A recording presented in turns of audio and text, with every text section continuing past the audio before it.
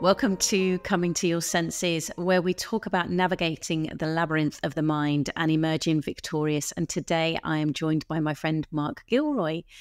So thank you for joining us today. And we've just been talking off air before we started about what we're going to talk about. And I've no idea genuinely where this conversation is going to go. We've done a full disclosure that nothing's off limits for either of us. So who knows where this conversation could lead us to. So I am just going to start with our opening question and see what comes to mind. So, Mark, can you start by sharing a time in your life where you came to your senses, and when and where and what that led you to? Hi, Jules. Thank you so much for having me on the podcast. It's weird, really, because actually having just had a conversation about what is on limits and off limits, the story that I want to tell you about is about me defining my limits. It's all about boundaries and limits. And I think on reflection, having had some emotional distance from the whole episode, that's the kind of the golden thread of it. It's about becoming more aware of where my boundaries are, where my limits are, and probably being a bit kinder to myself in respecting them. And it's about me reaching a decision to leave a team and a business and a job that I've been with for almost 20 years, which is something that I did almost a year ago. Yeah. And was that something that you came to? Was it a snap decision, a momentary decision, or was it something that was built up over a period of time? Yeah, I think it's funny, isn't it? I was thinking about the kind of phrase "coming to your senses," because I think often that can conjure up pictures of some kind of very sharp awakening and realization, after which a very quick decision is made. But actually, in this case, a lot of senses were involved in this decision, and as a result, it took a long time. I think,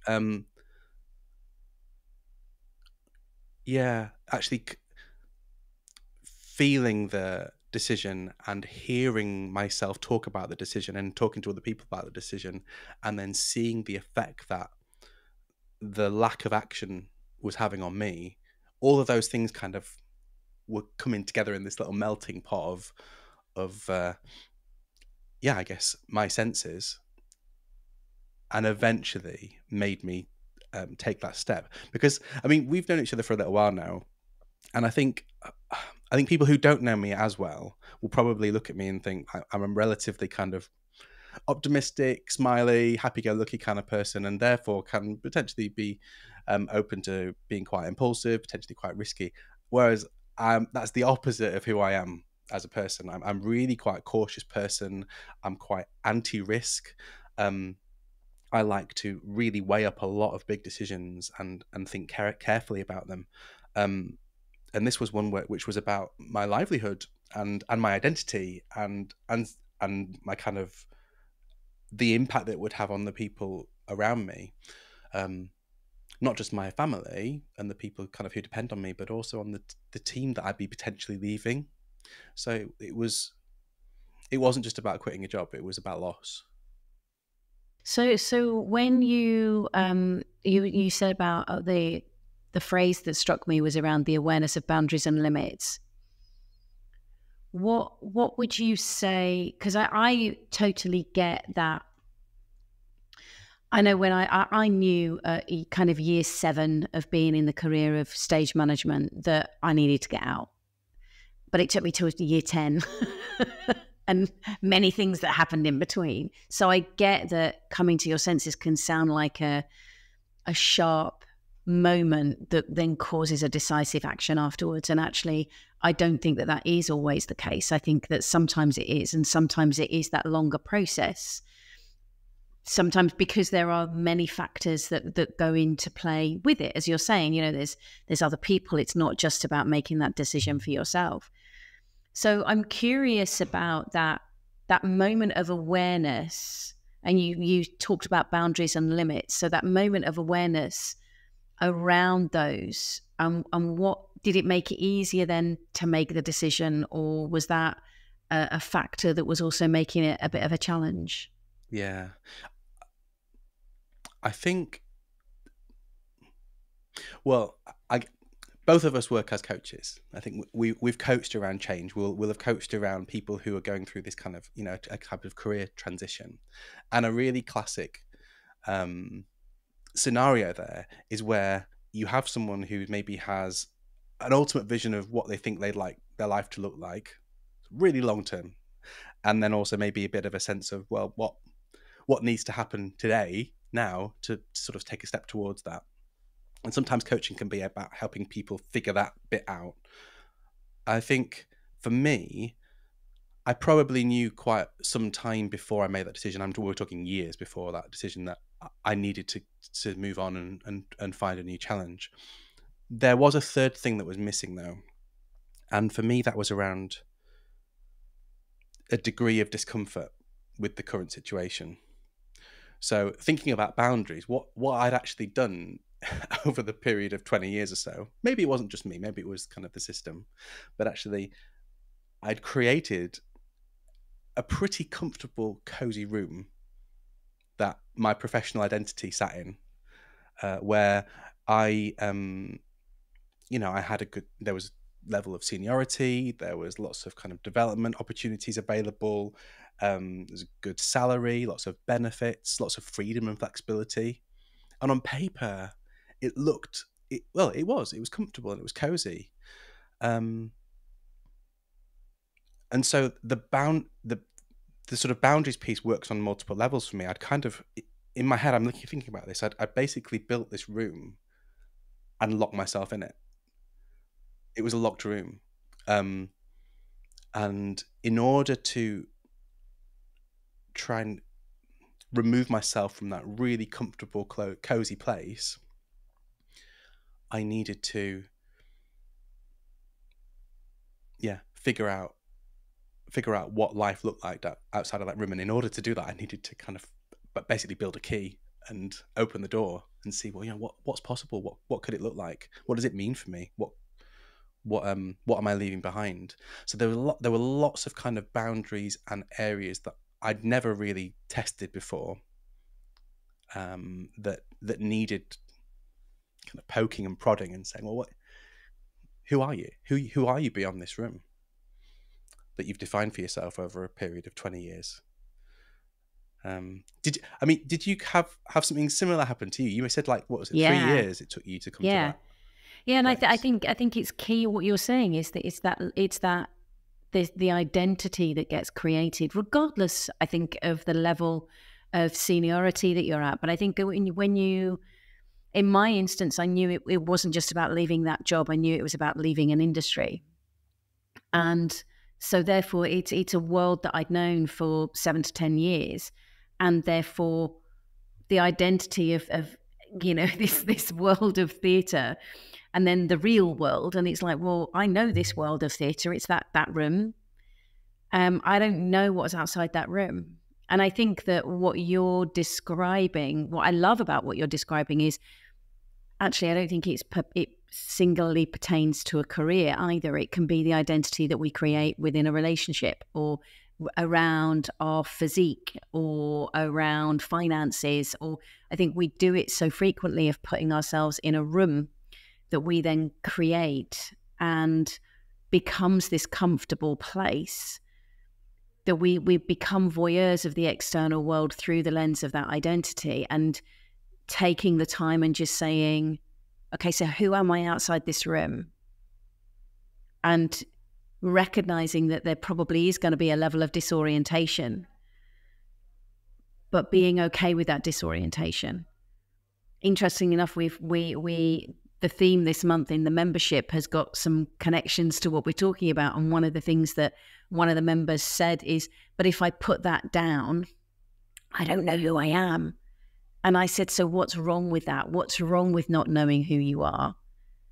And I think that's what keeps us in those rooms. It's what keeps us boxed in, is the perception of not knowing who I am is wrong or scary or dangerous, or rather than.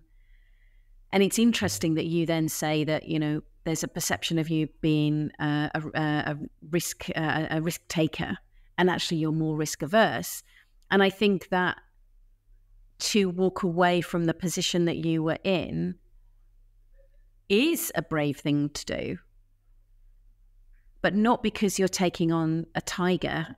It's simply because you're stepping out of that room and going, I'm going to be in that place of unknown. And from the conversations that we've had so far, this has been a wonderful point of exploration for you and discovering more of not only who you are, but actually what you like doing.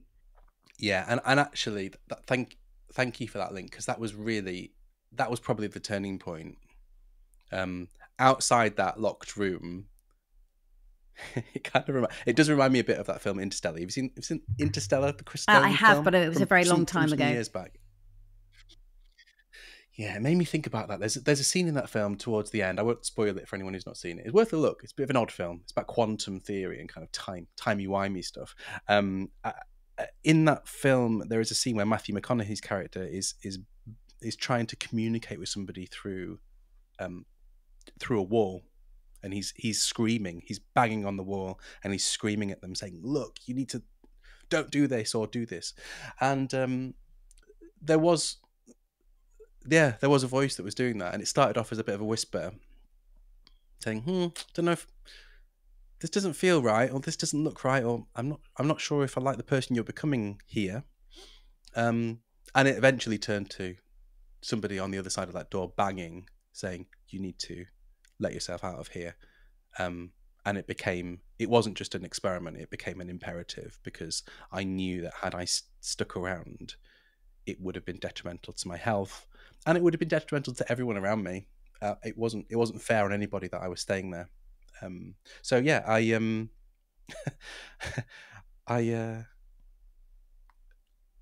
and you're right, there's that piece of, it's not just about this kind of approach, and this principle doesn't really just apply to jobs. I was listening to your interview with Ellie from a few episodes back, and I was just nodding along with that, going, "God, that sounds so familiar." That sense of, I think isn't her role as her role was a kind of a calculating risk. Yeah, she's completely all about risk. Yeah, she's all about risk. I totally get that, and just sort of jumping out into the unknown seems like the riskiest thing to do, but actually it's necessary, and it's far less scary than your mind makes you think it might be. And it goes beyond things like just a profession. You're right, it's about identity. It affects things like relationships. It's about kind of redefining who you are, and some of that is about casting stuff aside that you might not need anymore. There's a great, when I had some coaching around this, somebody shared this, my coach shared this piece of poetry with me, and it's really stayed with me. And it's from a Scottish poet, I believe, called David White. It's an excerpt from a poet, and I'm gonna paraphrase it horribly here, so apologies, David. But it conjures up this image of kind of abandoning, walking along on your journey, and coming to a water's edge, and then leaving behind the shoes that have brought you there, because you needed to find a different way to tread. And I just keep, I've written it down. I have it on a wall in this room that I'm in, because I think it's such an important thing to be able to give yourself permission to do, to say, even though I've spent, in my case, 20 years walking around in this pair of shoes and looking after them and caring for them and upgrading them and maintaining them, actually there comes a point where it's okay to just take them off and leave them behind, because they're not going to take you any further than you need to go. And yet they have also brought you to this stage. You needed them for a little while. It's time to leave them behind. I think there's so many parts of life that I think that my view is that many of us, I think there's a conditioning of, but I've been in this for 20 years, therefore I have to keep going, rather than, and that to take those shoes off is wrong, or means that I'm a failure, or there's a huge amount of thinking that goes into taking those shoes off. If I turn it back on myself in relation to when I knew my marriage had come to an end, again, I fought for that for about 18 months before I finally just went, yeah, this needs to end now.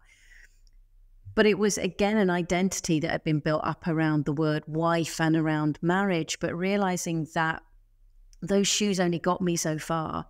And it wasn't that they were wrong. It wasn't wrong that I was taking them off. It's just that they weren't the right shoes for going forward. And it might be that I need to go barefoot for a while, and I think that that's such a beautiful analogy of recognizing that just because we're putting something down doesn't mean that it was wrong to be doing it. It's just not serving us any further. To go further forward, we need to lighten the load. And that's one of the things that we need to lighten the load with. There was something else that you said as well, and that I'd love to explore a little bit more, which goes more about that losing that identity. And I'm wondering how much we can get so fixated and attached to that level of identity. And I'm thinking in the context of the seniority, that it has become so much more of that is who I am. And that then we then end up getting locked into, so therefore that's what I need to continue doing, even if it's not in this organization. You're smiling, so I'm assuming there's something around that you can speak to. Yeah. That was a big one. I think putting down that particular set of shoes for me, that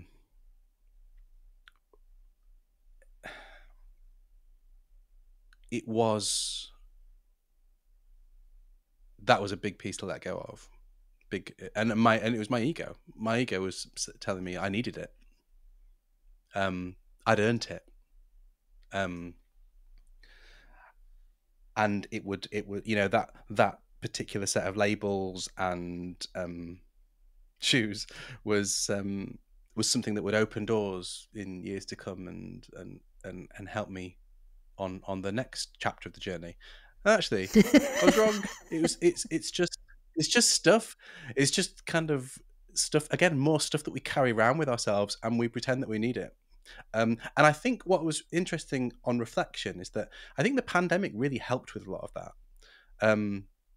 I think the material kind of corporate bullshitty stuff that everyone was going along with, and I think there was another piece of coming to your senses there, I think, around of just lifting the veil on all the stuff that was totally unnecessary.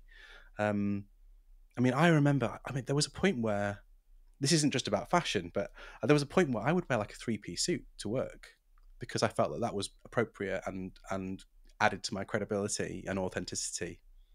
It didn't matter. No one cares. We had like a whole, 18 months or so where people were just in t-shirt and jeans in their even homes. PJs.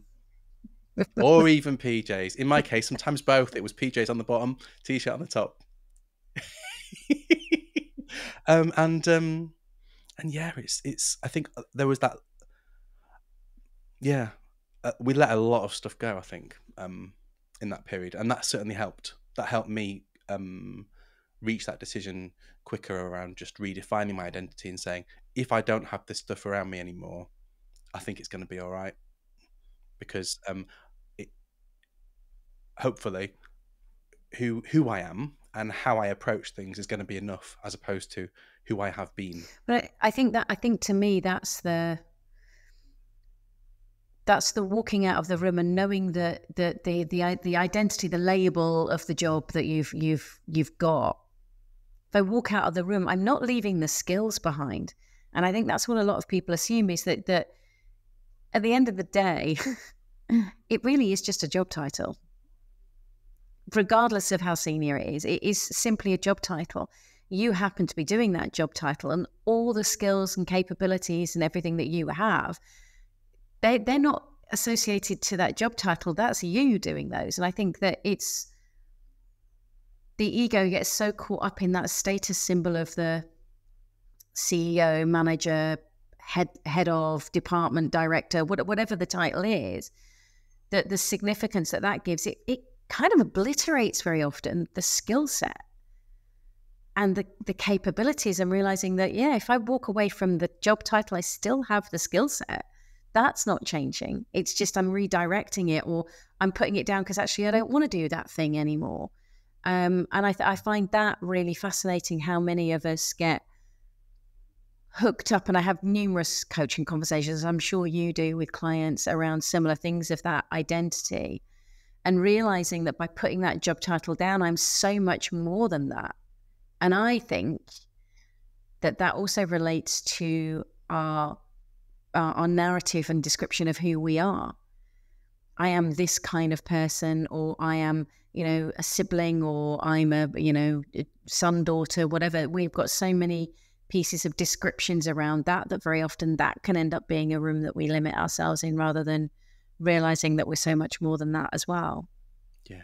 And I'm so glad you shared that, because I also think we need to be kind to ourselves in saying it's not entirely our fault when then that stuff happens, because the system that we're part of just propagates that so intensely. Even when you meet someone, like your natural rehearsed conversation is usually, how are you doing, what do you do then, and behind that question is, what's your job title, what's the label that you've applied to yourself, and people just rattle off So that I can work out how I can speak and to then you. exactly, absolutely. And when that happens again and again and again, you build up this narrative, which is, I am my job. I am my job. This is me. This is my identity. And actually, we probably owe it to ourselves to hold that up to the light far more than we do, and say, well, what do we think about that? Is that still fair? Is that true? Well, I know there's kind of like a flurry of people that refuse to ask the "What do you do?" question. And they come up with all sorts of like different opening questions that are nothing to do with that, just to see where the conversation goes. But one of my favorite things to do, I have done it less in the last year or so, but I went through a stage where you answer the question that's been asked, not what you think it implies. And so therefore, if somebody would say, so what do you do?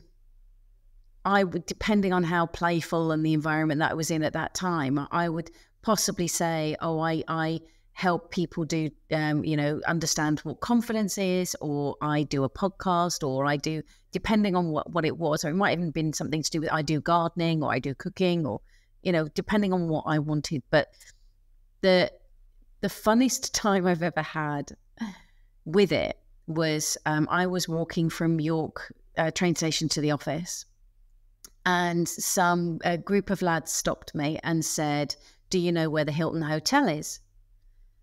So I said yes, and carried on walking.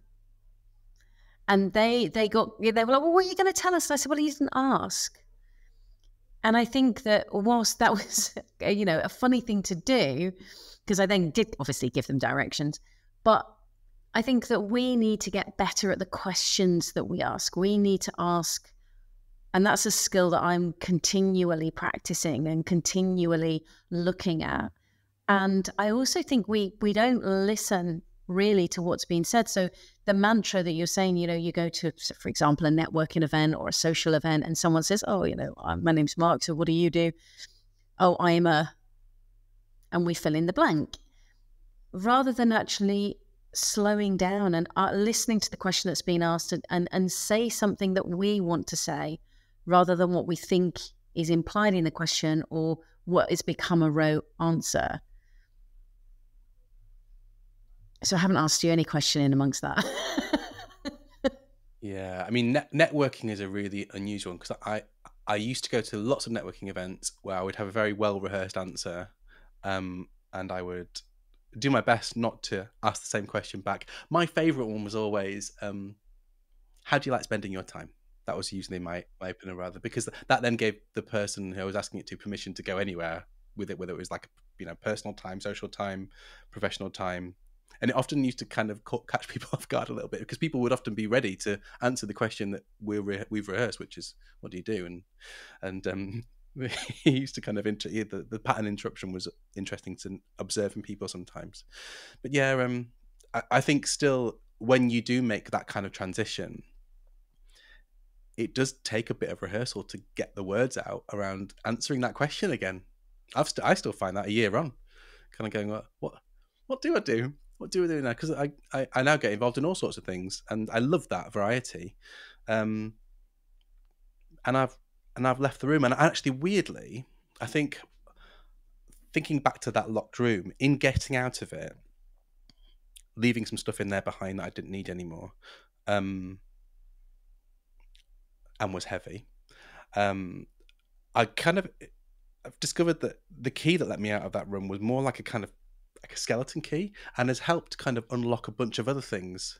I don't know if you found this with anyone else that you've spoken to, where they're actually that initial moment of realization and coming to our senses has almost given the mind permission to do that far more frequently and with much more kind of confidence than it had So before. the what I would call the skeleton key is a word that you used earlier, which is awareness.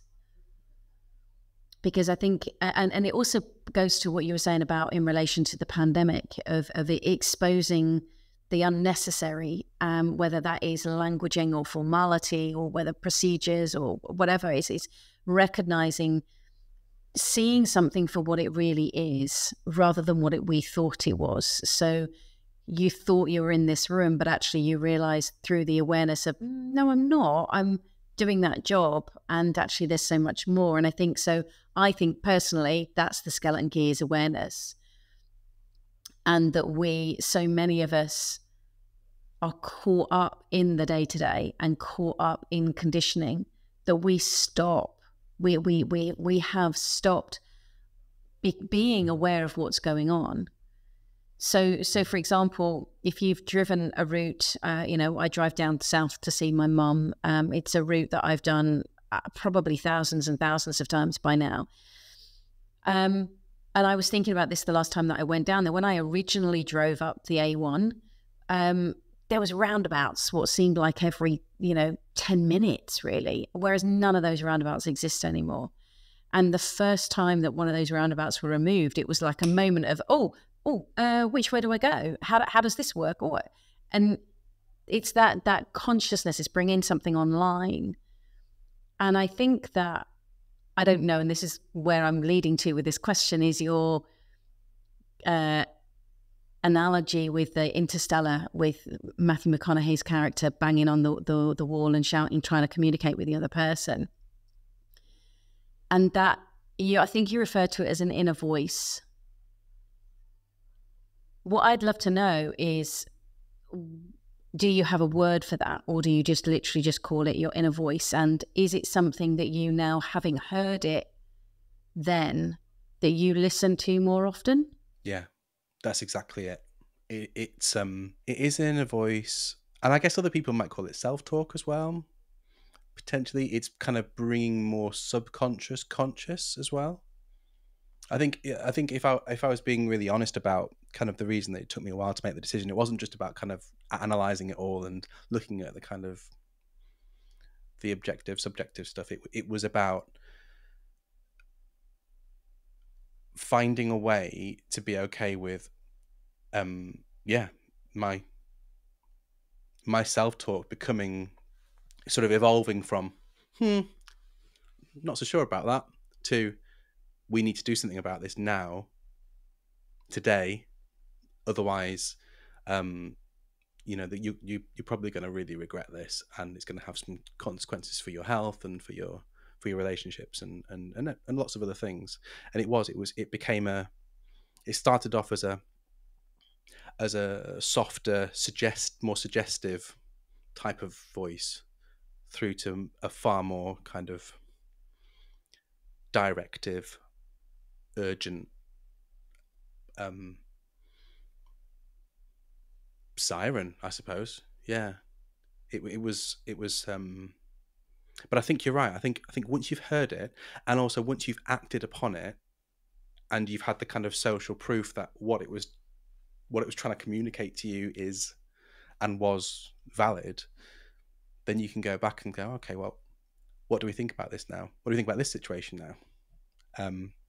And yeah, so it becomes more of a trusted friend rather than somebody whispering in your ear, on your shoulder. I love that. Yeah, it makes Does that loads make of sense, sense? and Does I that think kind it's of very common. I think the studies that I did in India, they would say that inner voice would come online about, I think they said it was 0.02 of a second, but then very swiftly it's followed by the thinking mind at something like 0.6 of a second. And because we've given so much attention to the thinking mind, the ifs, ands, maybes, what's, possibly, the room. I know the room, but the little voice has gone, there's something outside. You'd be better out there. They're like, no, quick, let's repaint the walls. Everything will be fine in here. I'll get you a new chair. Let's get a new chair. Everything will be fine. And I think I think that's what, to me, I notice happens, is that so often, regardless of what the situation is, that inner knowing, inner voice, helpful friend, wisdom, intuition, whatever is the right word that fits for whoever it is. And I don't believe there is one word that is the right word, because it's how we connect to it. Is that then once we do start listening to, if we ignore it, then I think the volume just gets louder. And life then very often provides an abrupt, you've got to do something about this now. There's kind of no choice about this now. Otherwise, it's going to be a physical health thing that goes on. But I think you're right. Once we then get the evidence of, do you know what? That was telling me months, weeks, years ago. Okay, next time I hear it, I'll listen quicker. And I think then it can become something that's more part of our day-to-day being, not then just about big decisions and big life moments. It could be, so what should I do for lunch? And that inner friend giving us a bit of help and guidance and support there. Yeah. As you were talking about that, an image of a radio, an old-fashioned radio that you Yeah. had to dial in, kind of came to mind, and it was making me think about that sort of signal and interference, that actually it's about clearing out the noise, which is your thinking mind, the kind of frontal lobe planning stuff that goes on, that wants to plan and wants to rationalize, and actually connecting more to the real signal that's there. And that takes time. I used to be able to do that. I used to have one of those radios on the side of my bed when I was growing up, and I used to be able to quickly find the right channel, and so I could listen to it really quietly when everyone had gone to bed. But it takes a lot of practice to kind of just dial it in just right, so that you're missing all of the kind of the crackle. Well, that then kind of leads nicely on to the last question, really, around what habits and practices do you use, if you use anything, to help you navigate those life's chaos, so that you can have increased awareness and clarity and hear that signal more. Yeah, there's going to be nothing groundbreaking here, I'm afraid. I hope anyway. It shouldn't be groundbreaking, because everyone should be doing this, I think, more often. But I think the first one is a habit I was initially quite skeptical about, and it was journaling. So I keep a digital journal, which does allow me to talk to it and also write on it and also type to it. And I'd probably do that once a day minimum. Sometimes at the beginning and end of the day, usually just at the end of the day, plus anything else that's come up. But that really helps me download a lot of my thoughts.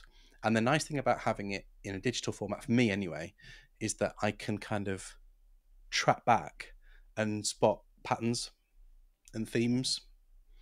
So if I've got nothing particular that needs journaling around, I'll just try and do a kind of classic 5-minute journaling thing, which is pick three great things that happened today, and then maybe pick one thing that you could have actively done that would have made today a little bit better. Is that something that you've done for years, or is that something you've brought into practice in the last year? Yeah, I've done it for years. The initial reason was to look at kind of tracking. I got really into kind of like fitness and weight about 10 years ago. Not so much now, thankfully.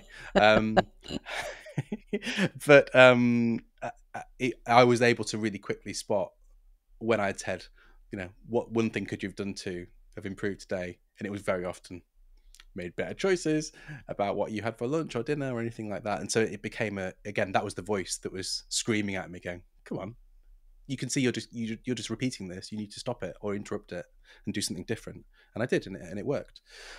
So yeah, journaling is something I found really, really helpful, and yeah, far more than I'd ever think. I've also tried the whole kind of morning pages thing as well. That works surprisingly well. To just, again, it's about getting stuff out that needs to come out. Sometimes there's nonsense there, and sometimes there's some really helpful, important stuff. So again, it's about the sort of signal and noise and just dialing that in, but it needs to come out first. The other thing I really love, which you and I have shared a few times now, is getting out and getting on the feet. I think we spend so much time sat at desks in front of screens these days, because that's the way the system works, that actually it can get us quite stuck in our thinking. One of the things I really struggled with during the pandemic was having all my meetings in the same room, looking at the same screen, and I found it really difficult to kind of code conversation, especially coaching. Like I found that I've got a really strong sense of place in terms of what happens and what was said in the place, whereas I've really struggled with that. Whereas actually getting out and about, I found that a lot of thinking and challenges can get unlocked quite quickly if you just go for a quick walk without any other interruptions, like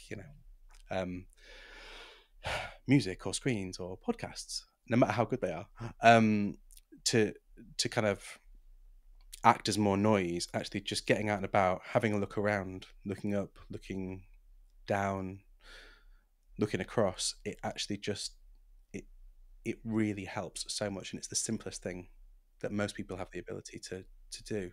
Yeah, I think both of those are so pragmatic and also accessible, and I think that very often people are looking for the solution as being this magic pill, this quick thing to go and do that, but rather than seeing that these are so many of the practices that people put in play, they don't have to be huge, big things. You don't have to go and do an hour and a half workout at the gym, especially if that's not your bag. But there are ways of being able to make these habits accessible and helpful. And I think the thing that I find where journaling is concerned, one of the practices that I found helpful with it is making sure that you do some kind of reflection in going back and read.